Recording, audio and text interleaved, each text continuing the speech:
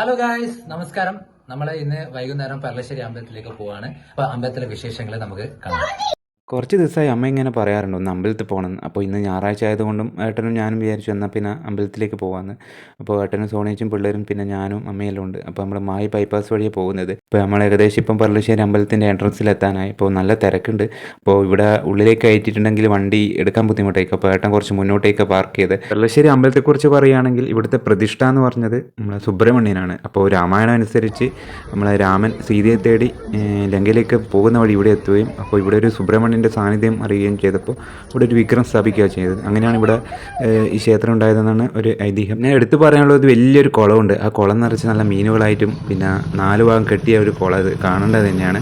പിന്നെ നമ്മൾ കാലെല്ലാം കഴുകിയ ശേഷം നേരെ അമ്പലത്തിലേക്ക് കടന്നു. ക്ഷേത്രത്തിൻ്റെ ഉള്ളിൽ കണ്ടില്ലേ, ഫുള്ള് ജനസാഗരമാണ്. ഈ ക്ഷേത്രത്തിൽ കുറേ വഴിപാടുണ്ട്. അപ്പോൾ മെയിനായിട്ട് ആളുകൾ ഇവിടെ വരുന്നത് സർപ്പപൂജയ്ക്കാണ്. അപ്പോൾ സർപ്പപൂജയ്ക്ക് കോഴിമുട്ടയാണ് ഇവിടെ വഴിപാടായിട്ട് കൊടുക്കുന്നത്. സർപ്പദോഷമൊക്കെ മാറാൻ വേണ്ടി അങ്ങനെ ദൂര സ്ഥലങ്ങളിൽ നിന്ന് ഈ ക്ഷേത്രങ്ങളിൽ പലരും വരാറുണ്ട്. അപ്പോൾ നമ്മൾ കുറച്ച് വഴിപാടുകൾ നടത്തി. ഈ കാണുന്ന ക്യൂ എന്ന് വെച്ചാൽ ഈ പ്രസാദം വാങ്ങാനാണ്. അപ്പോൾ ഇവിടെ നല്ല കിടിലം പോലത്തെ ഒരു പായസം കിട്ടും, ഒരു കിടിലം ടേസ്റ്റാണ്. അപ്പോൾ ആദ്യക്കുട്ടനും വിച്ചൂട്ടും നല്ല ആർത്തിയോടെ തന്നെ തിന്നിട്ടുണ്ടായിരുന്നു. അപ്പോൾ ശേഷം നമ്മൾ നേരെ പുറത്തേക്ക് ഇറങ്ങി. ഇപ്പോൾ ടൈം കുറച്ച് ലേറ്റ് ആയിട്ടുണ്ട്, അപ്പോൾ ഇരുടായി തുടങ്ങിയിട്ടുണ്ട്.